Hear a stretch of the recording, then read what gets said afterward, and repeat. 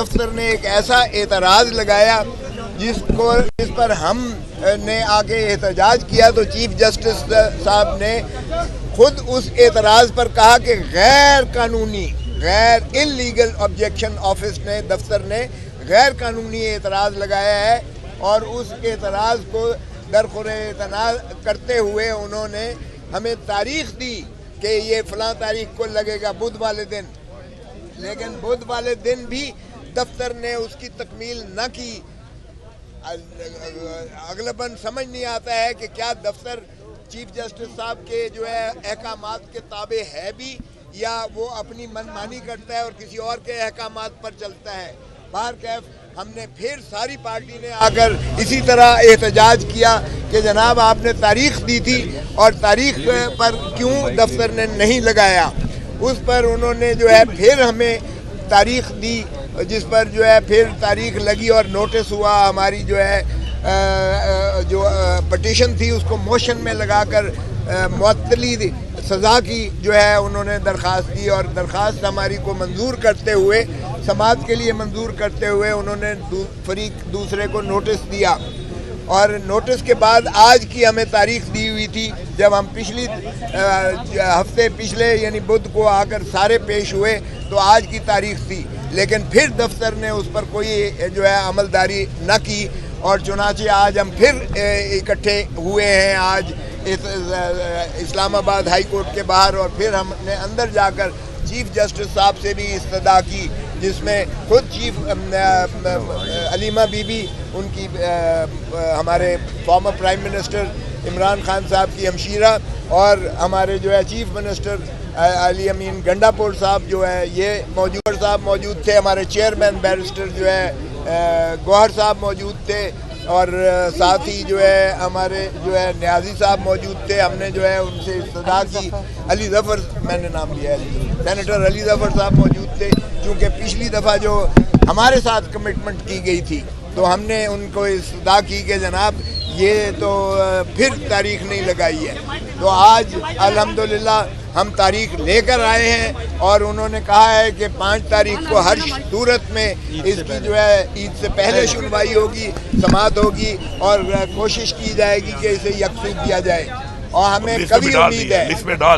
में भी डाल दिया है, आज हुक्म जारी करके लिस्ट में डाल दिया है। तो हमें कभी उम्मीद है, क्योंकि इंशाअल्लाह ये जो अल-कादिर ट्रस्ट का केस है या 190 मिलियन पाउंड का केस है,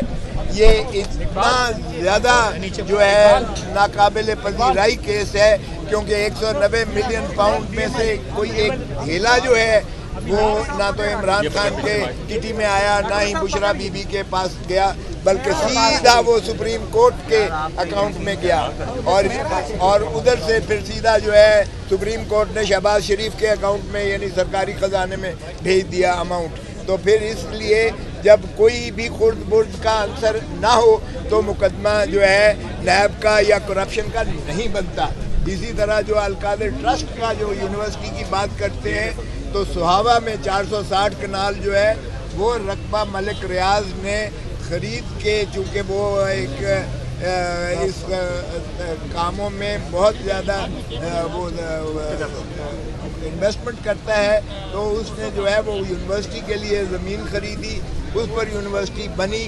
उस पर यूनिवर्सिटी जो है वो आज भी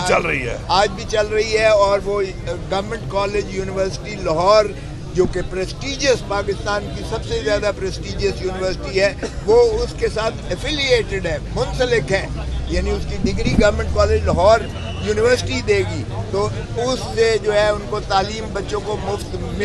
मुयसर आ रही है। और इमरान खान साहब चूँकि ट्रस्टी के तौर पर या बुशरा बीबी ट्रस्टी है, उन्होंने एक धेले का उसमें से ना मफाद उठाया है, ना ही कोई अपना अजीज़ व अकारब या किसी पार्टी मैन को वहाँ मुलाजिम रखा है। तो इसलिए जो अल-कादिर ट्रस्ट यूनिवर्सिटी है वो मौजूद है ऑलरेडी, और इन्होंने उल्टा उसे जो है ज़ब्त करके उसका तबाही फेर दी है, और बच्चे जो हैं वो कसम पुरसी के आलम में हैं, उनकी फ़ीसें और उनके अखराजात से भी वो उसको यूनिवर्सिटी को महरूम किया गया है। तो इसलिए ये जिस दिन इंशाअल्लाह लगेगा केस, ये उसी तरह हवा में फेंक दिया जाएगा जिस तरह जो है आपने देखा कि साइफर केस को उठा के फेंका हाई कोर्ट ने, और जिस तरह से इद्दत केस को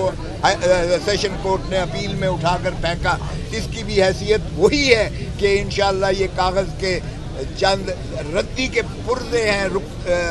सफ़े हैं, जिनको इंशाअल्लाह जो है अदालत आलिया, हमें उम्मीद है कोई भी अदालत इंसाफ करने लायक होगी तो वो इंशाअल्लाह इसको फेंकेगी। लेकिन इसमें मैं ये ऐड कर दूं कि अदालत जब आज़ाद होगी, ये बड़ी क्लियर बात है कि अदालतें इस वक्त आज़ाद नहीं है।